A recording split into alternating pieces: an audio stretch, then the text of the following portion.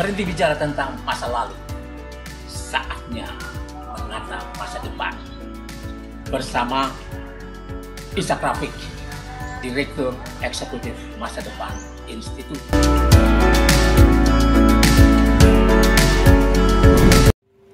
Assalamualaikum warahmatullahi wabarakatuh. Saudara-saudara sekalian, Anda bersama Ishak Rafiq, Direktur Eksekutif Masa Depan Institut. Panjangnya Institut Masa Depan Indonesia. Teman-teman BEM SI kemarin menemui saya.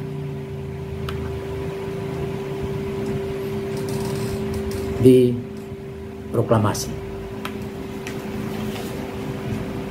Mereka menanyakan tentang situasi yang menurut mereka seperti api dalam sekam.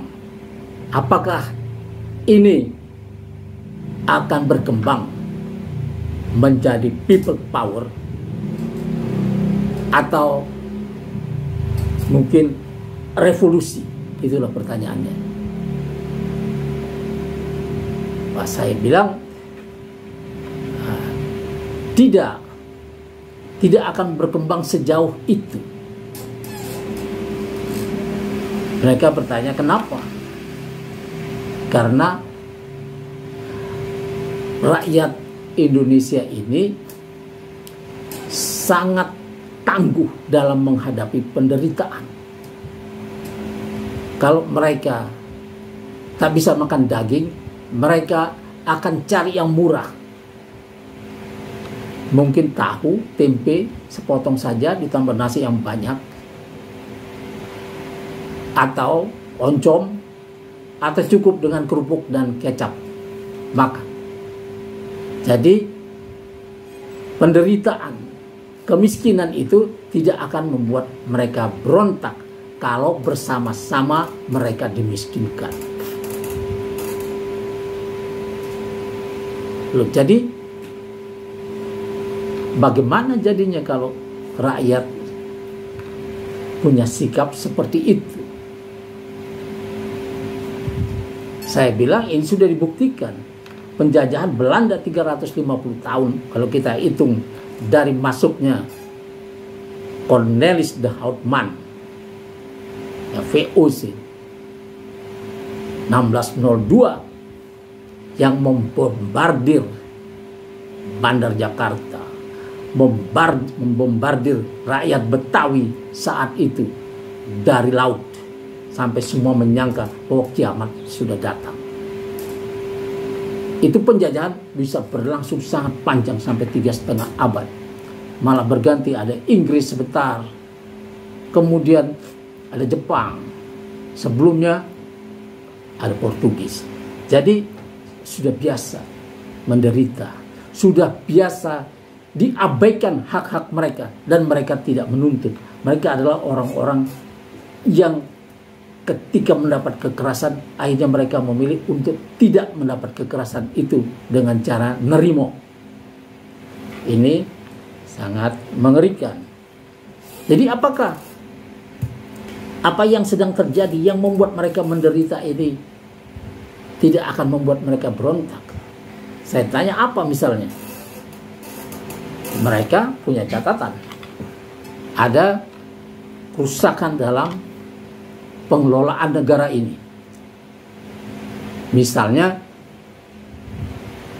pencucian uang 349 triliun di Kementerian Keuangan.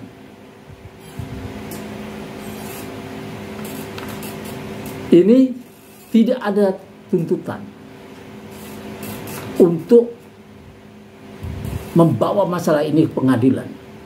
Mereka cuman senang melihat pertunjukan di RDP, rapat dengar pendapat dengan DPR, yang menampilkan Mahfud MD dan Sri Mulyani.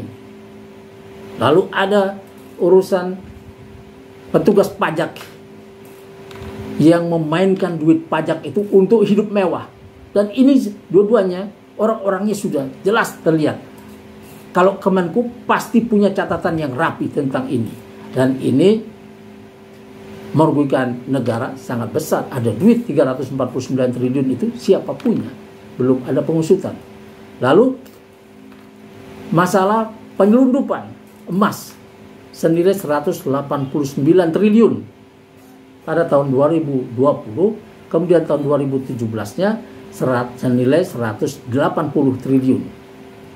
Jadi akumulasi keduanya 369 triliun. Ini uang yang banyak.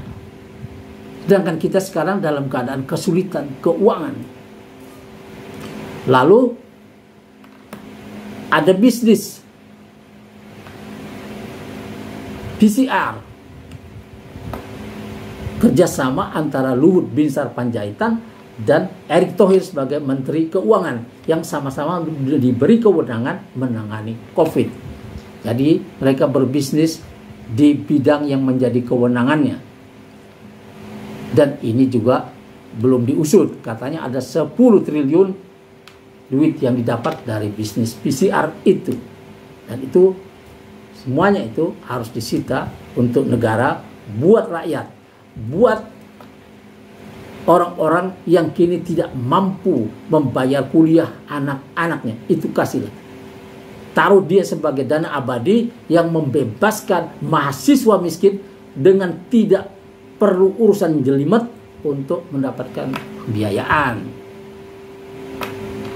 Lalu ada juga penggangsiran duit di Telkomsel ya, yang melibatkan Erick Thohir sebagai Menteri BUMN dan GoTo, di mana kakaknya ada di situ, Garibaldi Boy Thohir.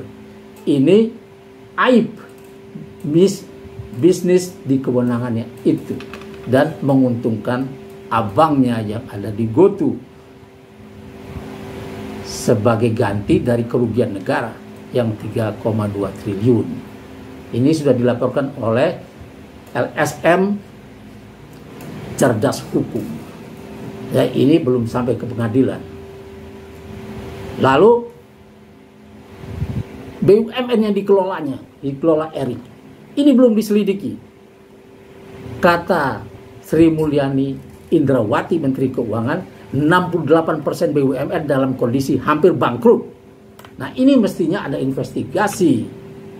Sementara yang jadi andalan Garuda, Pertamina, PLN, Jiwasraya, rugi besar. Dan ini harus ditanggung negara. Siapa yang, untuk keuntungan siapa? Keuntungan orang-orang yang para pengusaha batu bara dan pengusaha listrik swasta. Ini orang-orang yang menghisap balung-balung rakyat ini harus diinvestigasi, harus dihentikan. Negara harus punya peranan, ya, bahwa ya semua cabang-cabang produksi yang penting dikuasai oleh negara. PLN dan Pertamina ini adalah juga air. Ini adalah cabang-cabang produksi yang penting, tidak boleh diserahkan kepada swasta. Dan ini pemerintah baru harus mengambil kembali, cabut kewenangan itu, cabut semua listrik swasta itu untuk kembali kepada Republik sesuai dengan amanat Undang-Undang Dasar 1945. Nah, kata teman-teman dari BEM SI itu, apakah hal ini tidak membuat rakyat berontak? Oh tidak, rakyat tidak peduli dengan yang kayak gitu. Rakyat cuma ingin melihat pertunjukan siapa yang akan melawan ini. Karena para penonton ini tidak akan memperoleh kemenangan, dan itu terlalu jauh kalau berpikiran ekonomi dalam urusannya dengan negara, kalau tidak menyangkut kepentingannya sendiri. Jadi bagaimana dengan itu? Dengan pendidikan. Kalau pendidikan kita lihat memang semua orang marah ketika UKT naik. Ya. Juga ketika listrik naik. BBM naik, jalan tol naik, pupuk hilang, bibit sulit didapat. Nah, ini menyangkut hidup mereka. Dan ini mereka bisa marah, tapi kemarahan mereka itu bisa mereka tahan sendiri, ya. Petani menghadapi itu sendiri, persoalannya sendiri, kemudian para guru menghadapi sendiri, buruh menghadapi persoalannya sendiri, cuma menuntut kenaikan gaji dan fasilitas-fasilitas yang seharusnya mereka dapat, yang hilang ketika Omnibus Law diundangkan. Dan ini menjadi tuntutan. Kemudian bagaimana ketika impor pangan, katanya, impor beras dan lain sebagainya, impor garam. Ini petani tidak tahu siapa yang punya kerjaan itu. Yang mereka tahu adalah produk mereka, hasil panen mereka tidak terserap oleh pasar dan mereka meranggas. Mereka semakin susah, dan karena itu semakin susah juga menyekolahkan anak-anaknya. Jadi mencerdaskan kehidupan bangsa berkelindan dengan hal-hal seperti itu. Nah, ini menjadi perhatian rakyat banyak. Dan bagaimana dengan pers, undang-undang penyiaran?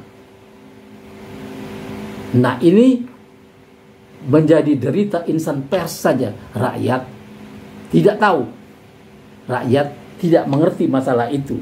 Maka ini juga tidak menjadi perhatian rakyat. Kemudian